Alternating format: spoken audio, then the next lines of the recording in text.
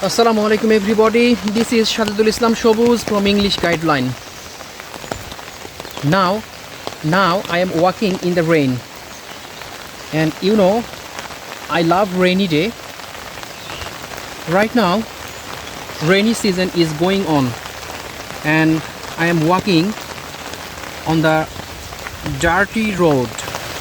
I really enjoy this kind of rainy day.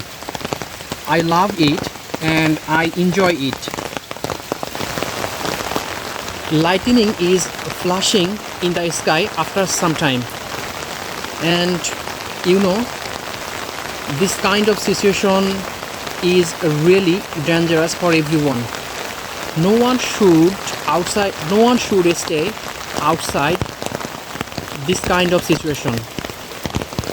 That's why I'm going to home.